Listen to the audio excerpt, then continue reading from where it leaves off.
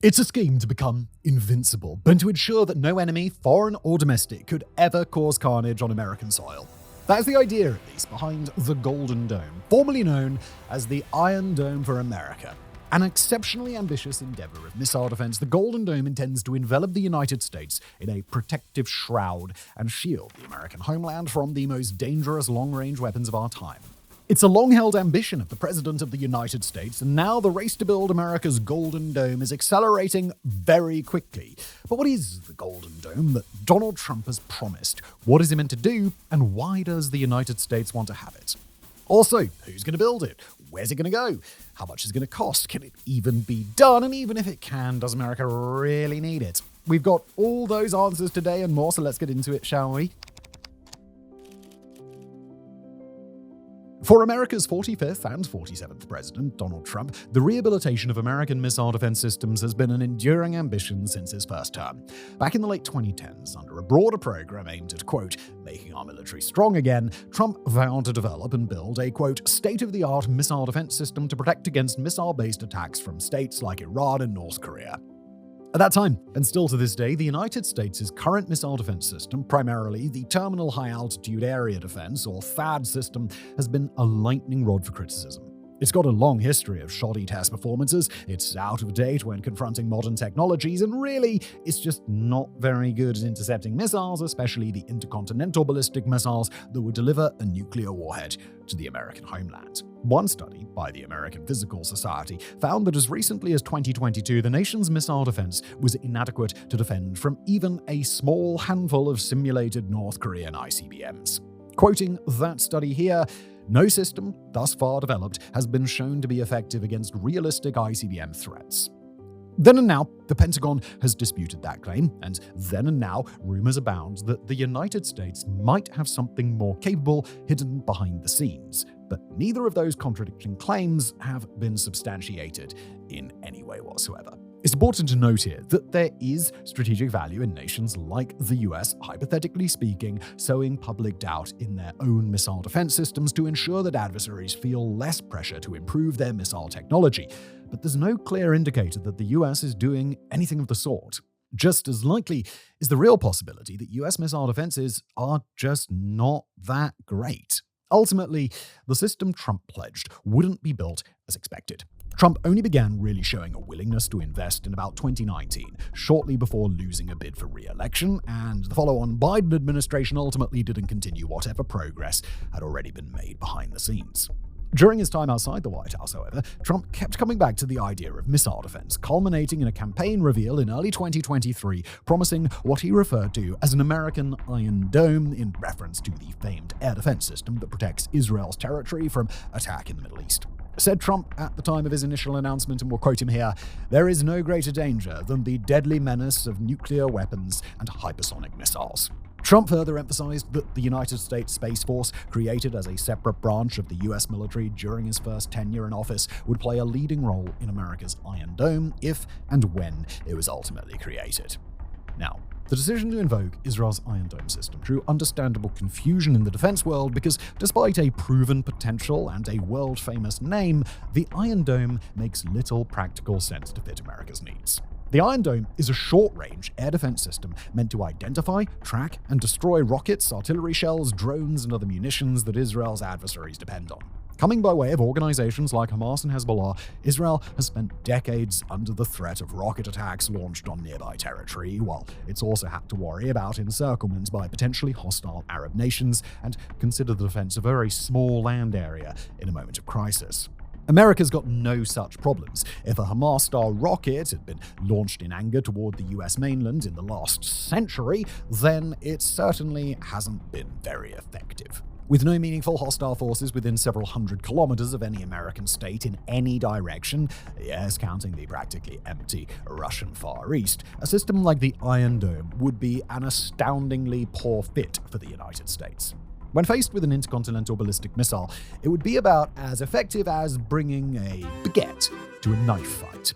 But even in Israel, the Iron Dome is just one part of a multi-layered, interlocking air defense array. The Iron Dome is meant as a last layer of defense, able to intercept short-range projectiles that don't spend enough time in the air and don't raise to altitudes that would make Israel's other air defense systems take notice and react.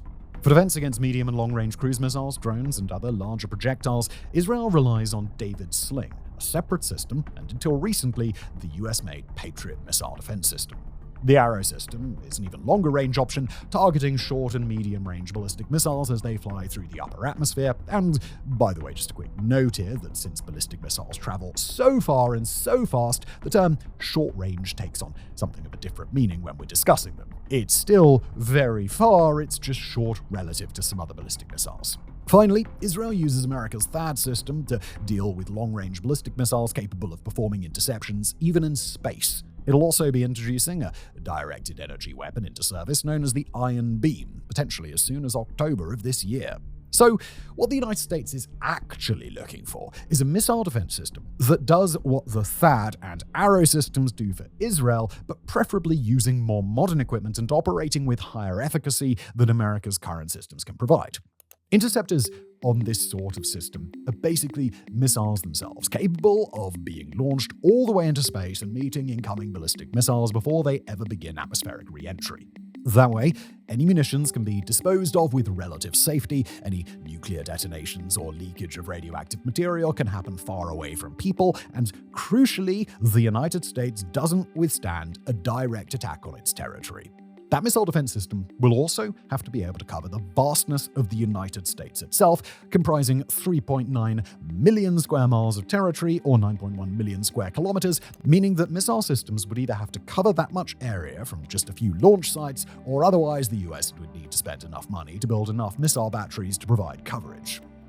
In practice, what Trump says America needs is Star Wars, a Reagan-era space-based missile defense system that was ultimately never built as imagined. As of now, the details are still scarce on the precise nature of the Golden Dome system, not least because nobody's yet been asked to build it.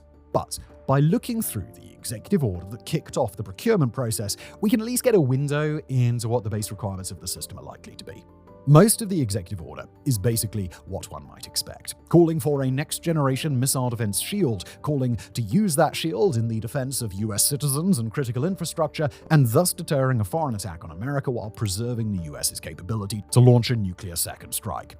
That second strike capability is so important because in the event that another nuclear-armed nation attacks the United States, it'll almost certainly try to destroy American missile silos and other nuclear weapons before they can be launched in retaliation.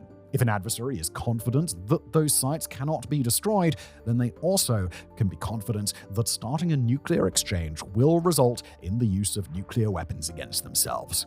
The executive order calls for the missile defense shield to be focused on several kinds of threats at once. Ballistic missiles, certainly, but also advanced cruise missiles, probably including ones with stealth capabilities, and maneuverable hypersonic missiles capable of traveling in the way that a cruise missile would, but traveling at 5 times the speed of sound or more. The shield is expected to be optimized to deal with not just peer adversaries like China or Russia, but rogue adversaries like North Korea, Iran, or even non-state actors, each of which might field different sorts of technology and thus would demand different capabilities from a missile defense system. Now, the White House has called for an existing program called the Hypersonic and Ballistic Tracking Space Sensor System to be accelerated, eventually granting the US the ability to track missile and hypersonic threats from space from the moment they're launched until the moment of impact. It's also called for interceptors to do what's called boost phase defense, getting to a ballistic missile and intercepting it while that missile's booster engines are still firing, and thus the missile is still climbing and positioning before a descent toward Earth can begin. Boost phase interception is really hard to pull off, but negates concerns about a special kind of missile that uses multiple independently retargetable re-entry vehicles, or MIRVs, little sub-missiles that splinter out from the main missile and can target a range of locations as they come back to Earth. Hitting a ballistic missile in its boost phase means that those MIRVs haven't yet had a chance to release. At the same time, the missile defense system is also supposed to be capable of terminal phase intercept, meaning the intercept of missiles that are on their descent phase with those capabilities specifically placed around population centers. The White House has called for a specially built layer of America's proliferated warfighter space architecture, a new satellite constellation meant to assist the interceptor program, and the development of so-called non-kinetic capabilities, probably including directed energy weapons like laser interception devices.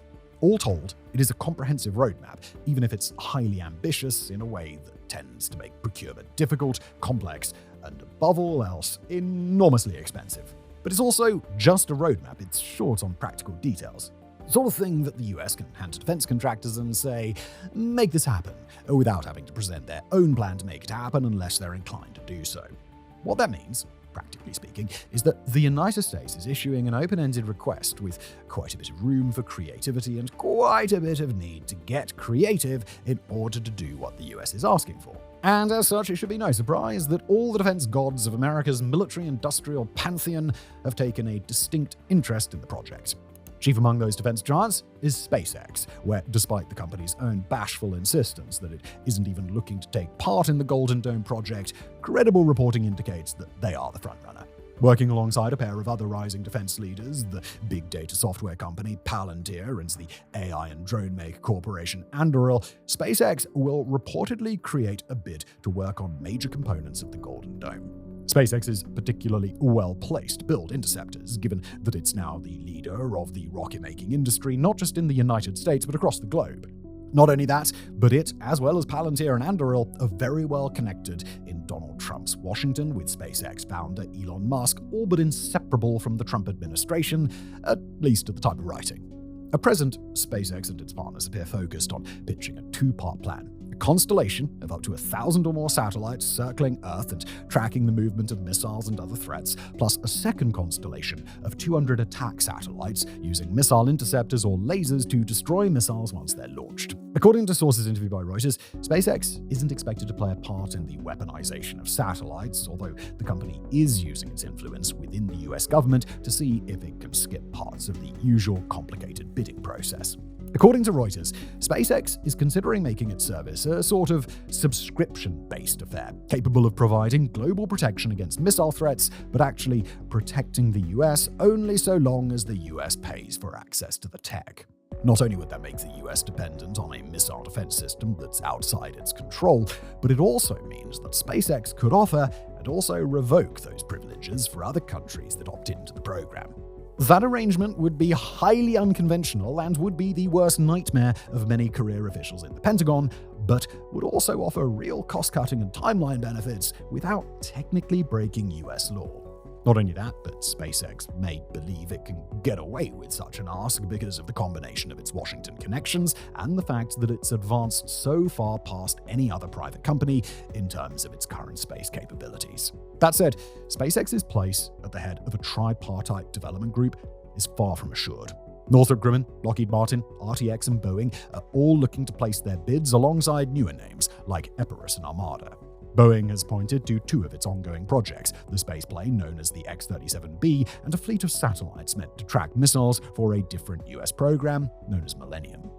The company L3Harris Technologies is in the process of expanding its manufacturing facility in the city of Fort Wayne, with the particular intent of expanding its ability to produce the same sorts of infrared sensors that Golden Dome will need. L3Harris is a key partner of the US on missile tracking satellites already.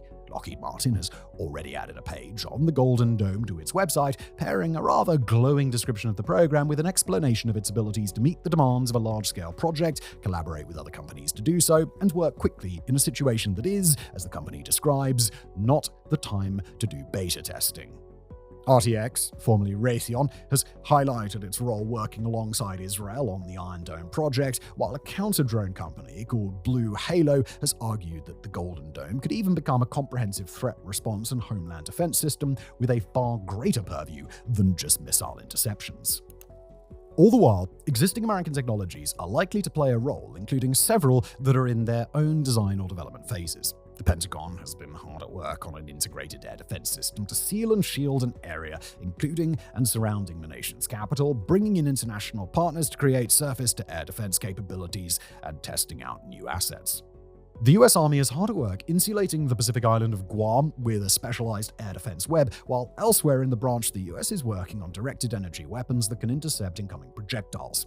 The Marine Corps is working on a similar effort. The United States is collaborating with Canada on over-the-horizon radar that can spot incoming cruise missiles that are meant to hug the surface of the Earth and avoid traditional radar, while the nation is also working closely with Israel on new iterations of Israel's air defenses. SpaceX has satellite prototypes that can be retrofitted to deliver capabilities that the Golden Dome would require, while other groups are in the early phases of developing other technologies that could prove helpful.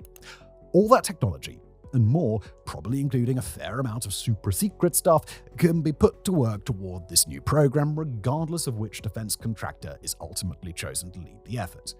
Like nearly all advanced defense projects across the globe, this missile defense shield will be an effort that demands collaboration across companies and at times across nations. In the case of the Golden Dome, that need for collaboration is expected to be particularly important.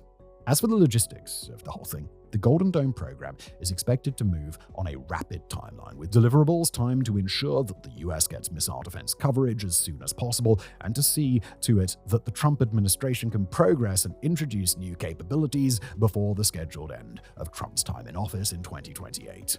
Elements of the program are expected to be ready by early 2026, a rushed production timeline by most standards, but perhaps achievable given the status of programs that are already in development. Other capabilities won't be ready until after 2030, although it's not yet clear exactly which elements of the Golden Dome will be expected at certain times. As for a price tag, no clear estimates have yet been made, but it's not terribly likely that Trump's promises of relatively low costs will come to fruition. Expert analysis ranges widely on what the Golden Dome could cost, but the low estimate tends to be in the high tens of billions of dollars, while on the high end, figures could run as high as the multiple hundreds of billions.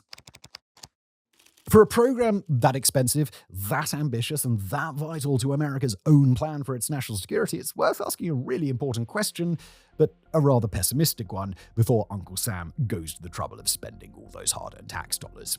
That question, of course, is the question of whether the United States actually needs the Golden Dome, or whether, in the end, the whole harebrained scheme will be condemned as a gilded toilet bowl dressed up in gold leaf to distract from a rather smelly reality.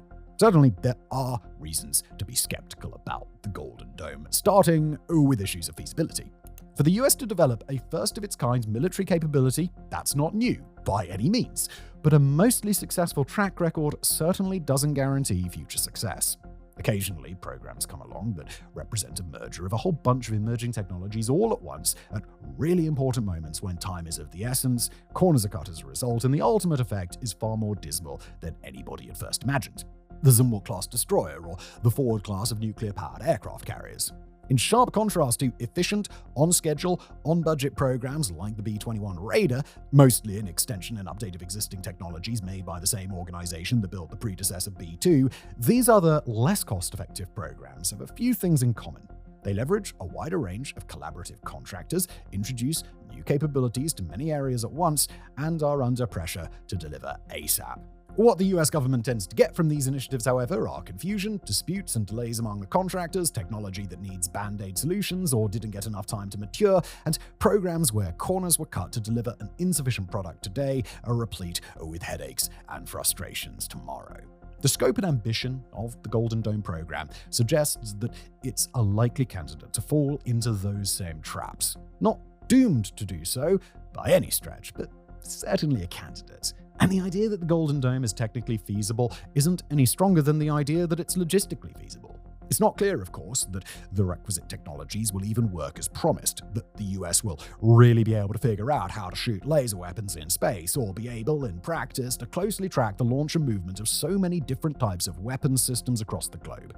Just as important, estimates like the one SpaceX has reportedly put forward, 1,000 or so monitoring satellites and 200 attack satellites, may not be nearly enough to do the job in practice. Depending on their capabilities, satellites might need to be produced in the thousands of copies or even the tens of thousands in order to provide geographical coverage, while ensuring that there are enough interceptors already in space that an adversary couldn't break through by simply launching more weapons than the attack satellites can stop. Speaking with Defense One, a Lockheed Martin VP named Jeff Schrader referred to the idea of hitting ballistic missiles in their boost phase as a, quote, pretty wicked hard problem physics-wise, a very hard problem to address. L3 Harris executives have indicated their agreement on the difficulties of boost phase interception. Not only that, but Todd Harrison, a senior fellow at the American Enterprise Institute, has pointed out that even if a Golden Dome can be built, the economics of it could be crippling. Because it's so much more expensive to position so many interceptors in space that they could be effective than it is to simply build ground-launched missiles, other nations can bait the US into an arms race. Those nations can produce as many missiles as possible, as fast as possible, forcing the US to either spend ridiculous sums of money to keep up or concede that its capabilities will be badly insufficient. Explained another expert, Jeff Wilson of the Stimson Center, quote, "How much return would we get on such a program if it would only encourage adversaries to build more cheap missiles?"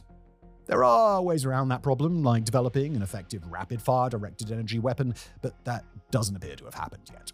Over and above all of that, ballistic missile interception is just really, really hard, in a way that the US hasn't historically been able to overcome, and other nations don't seem to have overcome either. The US can take another stab at it, but there are no guarantees that it's going to work. There's also another parallel question to consider here. Is the United States even under threat from ballistic missile attack? Now, on its face, the question might seem like a bit of a stupid one. I mean, of course the US could be attacked with ballistic missiles. Russia and China want to eclipse the power of the US, and they've each got hundreds or thousands of warheads. But as a range of experts have pointed out, the scenarios in which Russia or China would actually attack the US like that are surprisingly limited. Neither Russia nor China nor any other nation wants to destroy itself in a cataclysmic nuclear exchange, and one absolutely surefire way to make sure that exchange happens is to try and nuke the United States. While American missile defense currently is not excellent, America's ability to track launches abroad and launch its own wave of retaliation before its missiles can be destroyed is oh so much more trustworthy. For Russia and China to accomplish other goals, a strike on the US would be counterproductive, making a nuclear exchange out of what might otherwise have been, say, an invasion of the Baltics by Russia or a geographically constrained war around Taiwan for China. As Xiaodong Lang of the Arms Control Association put it, quoting, "It is not in the interests of either China or Russia to launch kinetic strikes to damage the US homeland early in a crisis, as this would likely draw the United States deeper into a conflict." Similarly, it's easy to condemn North Korea or a potential nuclear Iran as rogue, even insane actors, but if Pyongyang was so insane that it would use a nuclear weapon, then why hasn't it? It's got 50 of them after all. Or why would Iran slow down its own nuclear program for as long as it has if the Ayatollahs were simply so mad for destruction that they would use a warhead at their earliest convenience? And just like a Golden Dome could potentially incentivize adversaries to build incredible numbers of cheap ballistic missiles, if they really did intend to attack the US, there's a second way that the Golden Dome could shoot the US in the foot. And that would be by destroying, once and for all, a shaky but very important prohibition on the militarization of outer space. Now, technically, the militarization of outer space is banned under international law, and although a few nations do seem to have weapons capabilities that are positioned in space, the prohibition is mostly held. Sure, China, India, Russia, and the US have each destroyed space satellites. Sure, China and America's space planes are both more than a little suspicious, and each nation is suspected to have satellites that can harm or destroy other satellites. But that's a far cry from stationing thousands of ballistic missile interceptors in low Earth orbit. Cross that threshold, and what's to stop, say, Russia from saying it's putting its own comparable system in space, but really using that as a pretext to send ballistic missiles into orbit? In fact, what's to stop other nations from distrusting the intent of America's Golden Dome program? And sure, once it stations assets in space, America could enforce a monopoly by destroying the assets of other nations it accuses of weaponizing space. But if it does so by physically destroying those assets, then it's only a matter of time before Earth's existing space debris problem spirals horribly out of control, and space is denied to everyone. The Golden Dome doesn't just have the potential to open Pandora's box on outer space militarization, it has the potential to create several Pandora's box problems all at once. Nonetheless, there is reason to think the Golden Dome can indeed be built, and there's reason to believe that if it is built, it'll provide the US with a truly unsurpassed advantage for homeland defense. According to US sources, in the defense world, there's a good deal of enthusiasm around the project, shared by both technology-minded younger leaders and the experienced old heads that ultimately sign on the dotted line. said the director of America's Missile Defense Agency, Air Force Lieutenant General Heath Collins, in conversation with National Defense Magazine, quoting here, "I still have members that were in the Strategic Defense Initiative organization back in the 80s still on the team. They're actually pretty energized right now because they're saying, finally, we get another chance to get back at this." Collins refers to the Golden Dome as the start of a so-called third revolution of missile defense, placing a firm focus back onto America's interceptor capabilities after 2 prior rounds of major advancement earlier in history. As he and a range of other defense figures have pointed out, the rapid technological advancement of the early 21st century means that the US is poised to take on this challenge in a way that's never been possible. And Collins, in that same interview, points out a far more lofty objective for the Golden Dome, that it might one day render all ballistic missiles obsolete. After all, these are orbital capabilities we're discussing, not capabilities that are geographically tied to the US homeland. And if those capabilities can one day cover the entire world as intended, then the US may gain the ability to unilaterally switch off ballistic missile capabilities across the globe. SpaceX, with its reportedly pay-to-play system, could offer the same thing, with the stipulation that nations can opt into that protection by keeping up with their bills. That's an idea with practical concerns. After all, it's tough to see nations like Russia or China happily acquiescing to having their weapon systems rendered obsolete, and it's equally difficult to see even America's own allies willfully accept a system where the US has both the ability to neutralize everyone else's ballistic missiles and to deactivate that system if America wants to use missiles on somebody else. But it's still an interesting prospect. And there's something to be said for a world where such uniform prohibitions are possible, even if the process of getting there would probably be extremely messy. Right now, it appears that the United States is on course to figure out what the implications of a Golden Dome system will be, for better or for worse. All at once, this initiative could lead to a safe and secure US homeland, or a massive waste of American tax dollars, peace on Earth, or a new terrifying arms race. Either way, it's a massive experiment. But it's an experiment that Washington seems intent on playing out, with implications that may one day impact every single person on Earth. Thank you for watching.